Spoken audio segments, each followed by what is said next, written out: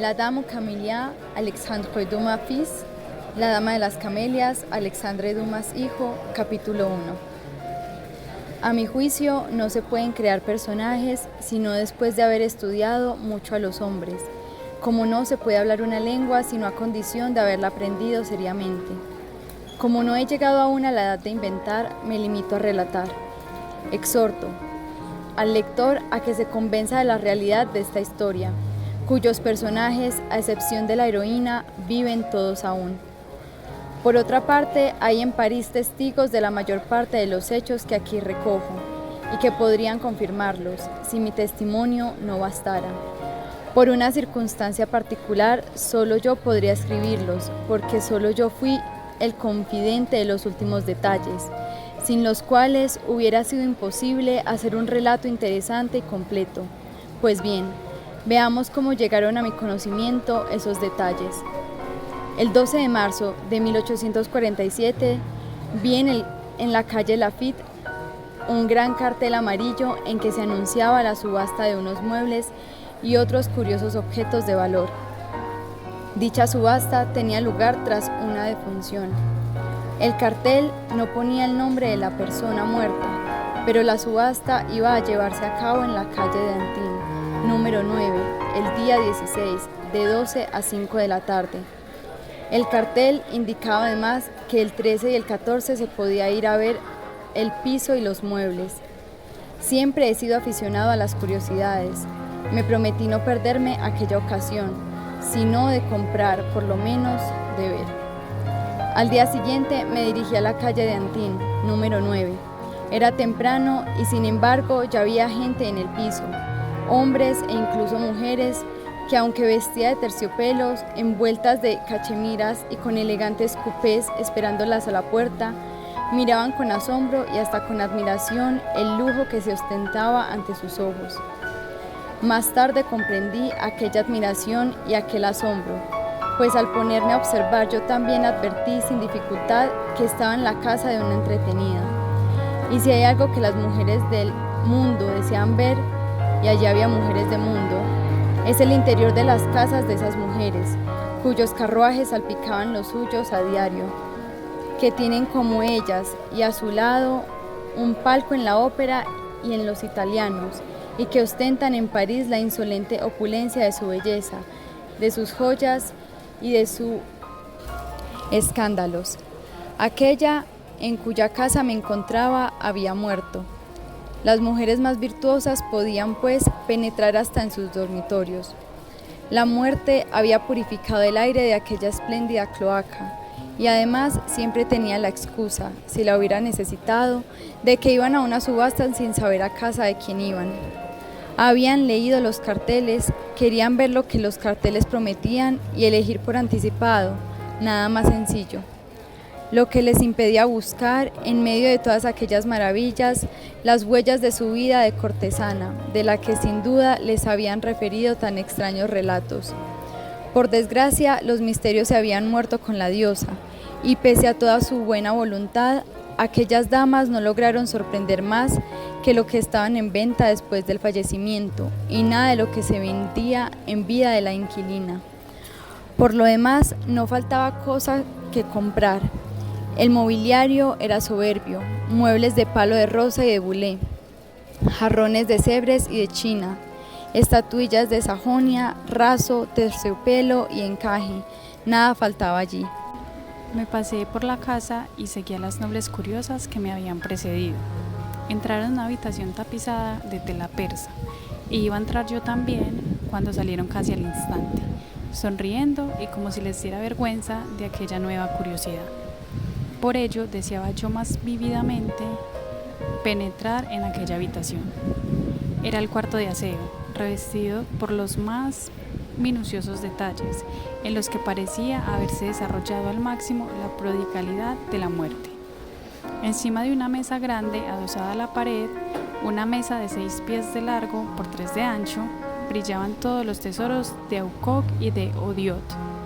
Era aquella una magnífica colección, y ni uno solo de esos 1000 objetos tan necesarios para el cuidado de una mujer como aquella en cuya casa nos hallábamos estaba hecho de otro metal que no fuera oro o plata.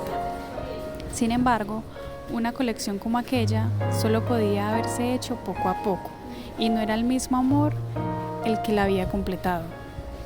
Como a mí no me asustaba el ver el cuarto de aseo de una entretenida, me distraía examinando los detalles, cualesquiera que fuesen, y me di cuenta de que todos aquellos utensilios magníficamente cincelados llevaban iniciales distintas y orlas diferentes.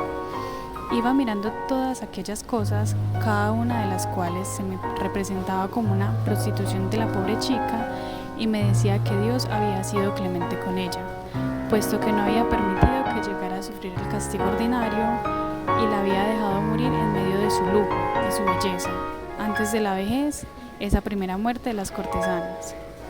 En efecto, hay espectáculo más triste que la vejez del vicio, sobre todo el de la mujer. No encierra dignidad alguna ni inspira ningún interés. Es eterno arrepentimiento, no ya del mal camino seguido, sino de los cálculos mal hechos y del dinero mal empleado. Es una de las cosas más tristes que se pueden oír. Conocí una antigua mujer galante a quien ya no le quedaba a su pasado más que una hija casi tan hermosa, al decir de sus contemporáneos como había sido su madre.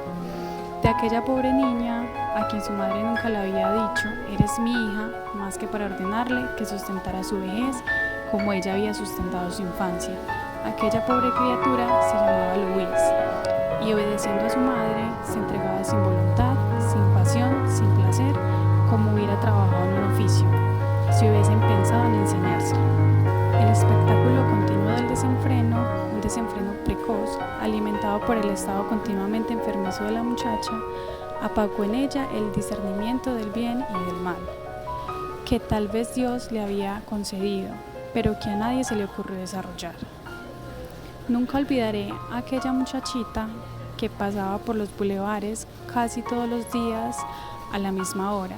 Su madre la acompañaba sin cesar, tan asiduamente como una verdadera madre hubiera acompañado a su verdadera hija. Yo era muy joven entonces, y dispuesto a aceptar para mí la facilidad moral de mi siglo. Recuerdo, sin embargo, que el espectáculo de aquella vigilancia escandalosa me inspiraba desprecio y asco. Añádese a ello que nunca un rostro de virgen dio tal sensación de inocencia, tal expresión de sufrimiento melancólico. Parecía una imagen de la resignación. Un día el rostro de la muchacha se iluminó en medio del desenfreno programado de su madre. Le pareció a la pecadora que Dios le otorgaba una satisfacción. Y, al fin y al cabo, porque Dios, que le había creado sin fortaleza, iba a dejarla sin consuelo bajo el peso doloroso de su vida.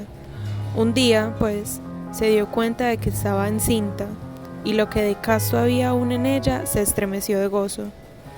El alma tiene extraños refugios. Luis corrió a anunciar a su madre la noticia que tan feliz la hacía. Da vergüenza decirlo, aunque no estamos hablando aquí de la inmoralidad por gusto, estamos contando un hecho real, que tal vez haríamos mejor callando, si nos creyéramos que de cuando en cuando es preciso revelar los martirios de esos seres a quien se condena sin oír y se desprecia sin juzgar. Da vergüenza, decimos, pero la madre respondió a la hija que ya no le sobraba nada para 2 y que no tendrían bastante para 3, que tales hijos son inútiles y que un embarazo es una pérdida de tiempo. Al día siguiente, una comadrona, a quien designaremos solo como la amiga de la madre, fue a ver a Luis, que se quedó unos días en la cama y volvió a levantarse más débil y más pálida que antes. 3 meses después, un hombre se compadeció de ella y emprendió su curación moral y física, pero la última sacudida había sido excesivamente violenta y Luis murió a consecuencia del aborto. La madre vive todavía. ¿Cómo? Sabe Dios. Esta historia me vino a la memoria mientras contemplaba los estuches de plata, y en estas reflexiones debió de pasar al parecer cierto tiempo, pues ya no quedábamos en la casa más que yo y un vigilante, que desde la puerta observaba con atención si no me llevaba nada. Me acerqué a aquel hombre, a quien tan graves recelos inspiraba.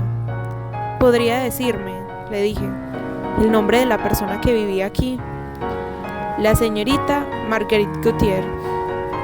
Conocí a esa joven de nombre y de vista. ¿Cómo?, dije al vigilante. ¿Ha muerto Marguerite Gautier? Sí, señor. ¿Y cuándo ha sido? Creo que hace 3 semanas. ¿Y por qué dejan visitar el piso? Los acreedores han pensado que así subiría la subasta. La gente puede ver de antemano el efecto que hacen los tejidos y los muebles. Eso anima a comprar. ¿Compré? Tenía deudas. Oh, sí, señor, y no pocas. Pero seguramente la subasta las cubrirá, ¿no? Y sobrará. Entonces, ¿quién se llevará el resto? Su familia. ¿Tiene familia? Eso parece. Muchas gracias.